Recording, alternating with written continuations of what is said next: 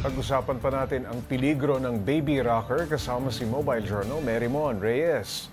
Merymon, gaano kalala ba yung tinamong sugat nitong baby na ikinasawi naman ito? Based dun sa post ni nanay, natumba raw kasi yung pinaka-rocking chair, nakasunod dun yung baby, kasabay siyang natumba, nalaglag, na-suffocate daw yung baby. So you can just imagine kung gaano kagrabe. Since very fragile ang babies, ganun kalalim yung naging damage sa pangangatawan ng bata.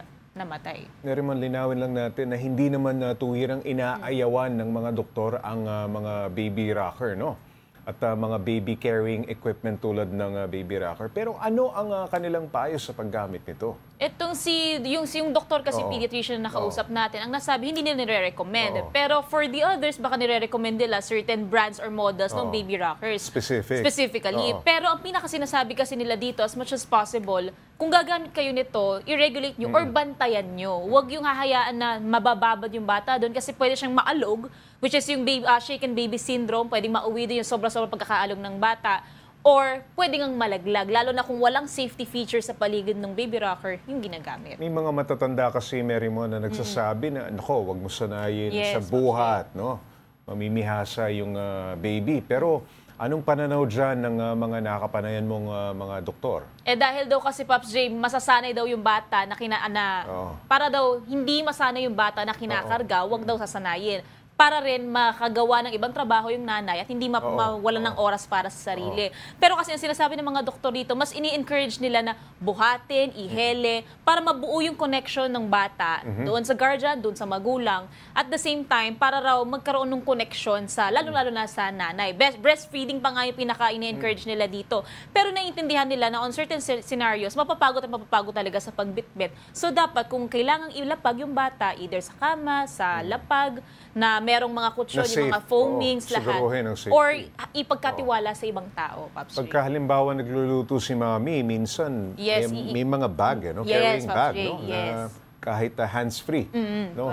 Pwede na. Pero para lang din sa kaalaman ng mga nanonood, bakit mahalagang maingat tayo sa paghawak, no? Pati sa kung saan ilalapag ang ating mga baby. Sobrang fragile kasi ng mga sanggol, Pops J. So minsan, di ba, sinasabi lagi kung magbibitbit ka ng bata, yung leeg, bantayan mo. Kasi minsan pwedeng magkaroon ng problema sa paghinga ng bata. Maraming pwedeng maapektuhan, even yung nerves, wala pa kasing sobrang support talaga sa utak, wala pa yung pinaka-spinal columns, hindi pa nade-develop yung mga buto ng bata. So ang daming injuries and traumas na pwedeng mangyari internally sa bata. Kaya sinasabi, ingatan lagi yung pagbitbit sa bata o kung ilalapag mo sa malalambot na lugar and sure kang mababantayan mo to, Pops J. Merymon, mahirap at masakit din sa katawan ng maging magulang. Ano pa ang maipapayo ni Doc, lalo dun sa mga nag-e-expect at nagpaplano ng magpamilya? Support system ang importante, Pops J. Mas maganda, mapag-usapan kung may pwede kang makasamang katulong, katuwang sa loob ng Pops J. Mga tita, maraming daw pwedeng tumulong sa'yo para doon sa mga mommies na mapapagod, lalo na sa mga first-time mommies. Naiintindihan nila yon. Normal daw talagang mapagod. So dapat makabuo ng sistema na at least hindi makukompromiso yung pagod ni nanay at hindi rin makukompromiso yung health mismo and safety ng bata. Talagang it takes a village to raise a baby. To raise a baby or to raise a child.